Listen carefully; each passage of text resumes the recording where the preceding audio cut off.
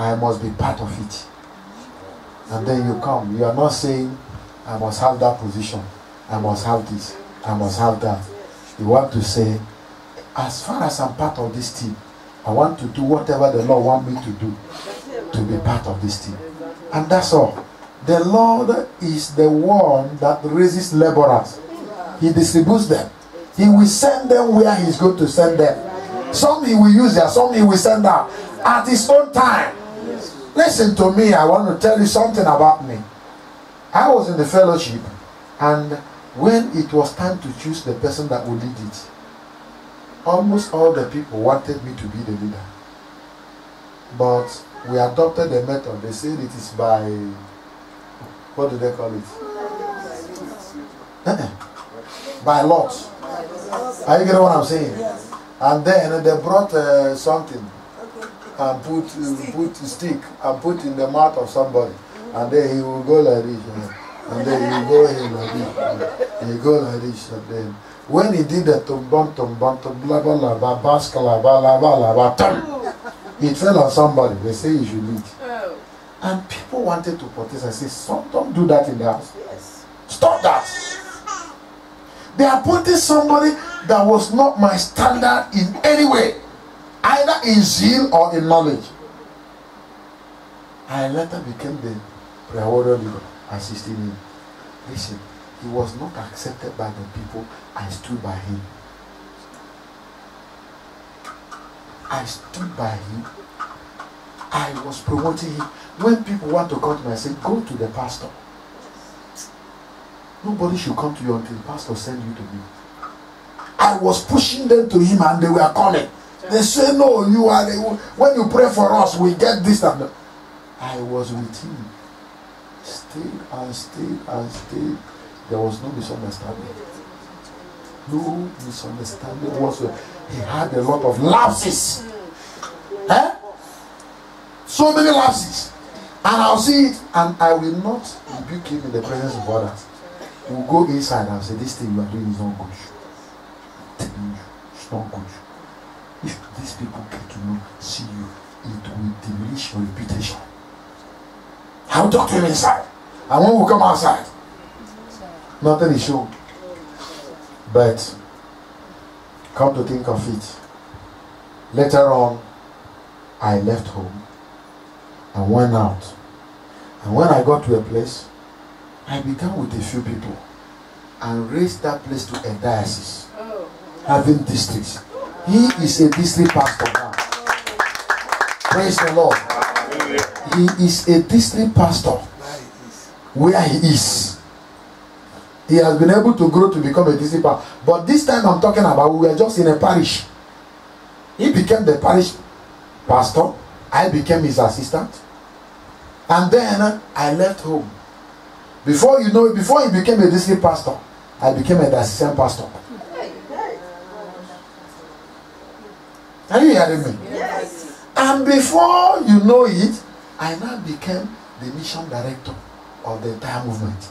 Oh, God.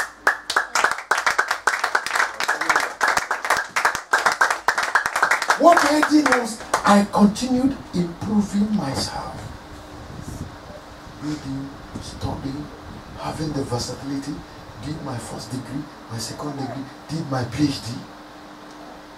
And at the end of it, I wanted to go into lecturing. Our daddy said, listen, Chris, God made me know you are packaged for this ministry. And you are not going to go into any lecturing work. He said, that if it's what you say, no problem. And all the opportunities I had for lecturing appointment, I disappointed them. Some of them were not happy with me. That I rejected the offers. God is the one that exalts. Don't take it that anybody is standing on your way. Nobody is capable of standing on your way. If anybody wants to take anything, let him take it. When the time comes, the Lord will lift you, skyrocket you above. Listen, today, some diocesan pastors that have been there longer than me, they are reporting to me. They are reporting to me. One of them then wanted to do something in the area where he is, and then he called me on phone and said, this is what he wanted to do, this is that. I said, why are you calling me? He said, I'm calling you because I'm the mission director. I said, okay, let me find out from Daddy what we need to do about it. And then he was calling and pressing and became impatient. I said, okay, now, if you wouldn't mind, do you want me to tell you what I think about it? He said, yes. I said, I think you should not go that way. Don't do that. Don't do that. This is the reason you should not do that. He was supposed to, a place where he is, they wanted to register a church in a certain country. And one of the criteria is that the person they are going to present as the pastor must be somebody that have Bible school certificate. And then he wanted to send somebody to a Bible school owned by a church that does not have the same philosophy with us. And I said, how can you? Watchman is a Puritan church. The other one is a freelance church, doing the way anything they want to do. And then you want to send our pastor to their school so that he will register Watchman with a certificate of a school owned by that church. Tomorrow, if they begin to claim that that person pastoring Watchman there is their product, can you say no to it? No.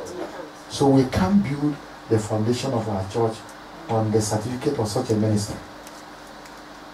Wait, I'll find out. That a lot of things we do in the Watchman, all the teachings, all the pastors' meetings and all the rest of them constitute training. That we can get a certificate for that person. You say it is urgent. This he gave me time when I didn't. When he didn't have, I said, don't call me again. I will call you as soon as I get Daddy and confirm the issue. And he didn't call me again. I didn't hear anything. Later on, I heard he had sent the person to the school. I kept quiet. One day, when I was with Daddy, I recounted what happened.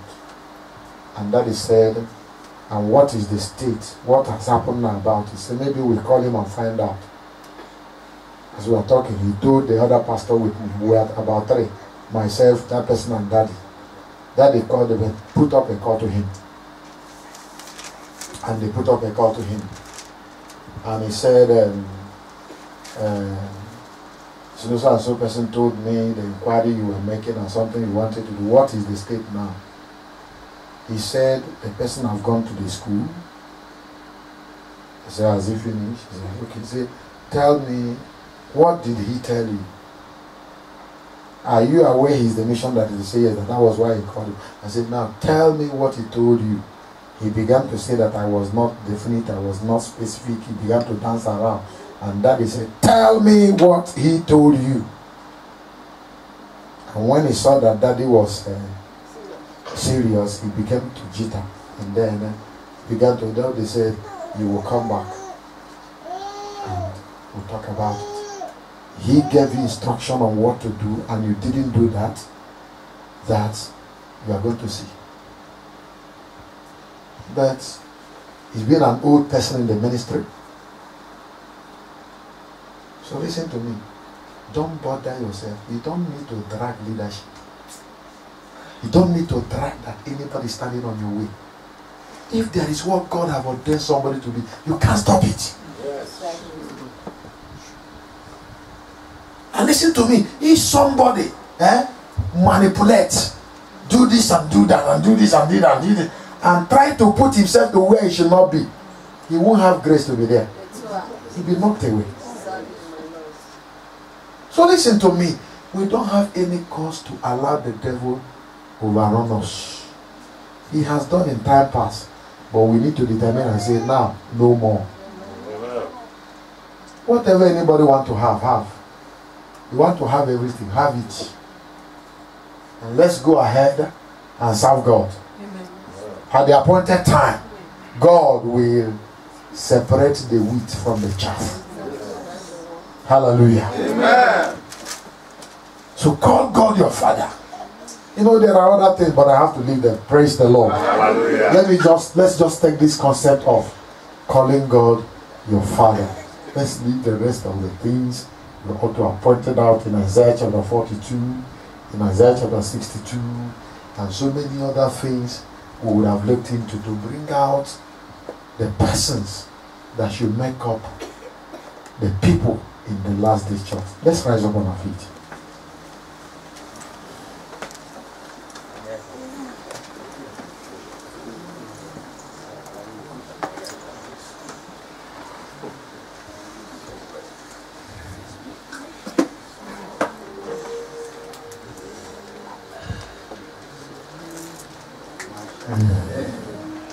I want you to begin to talk to the Lord as it is in your heart.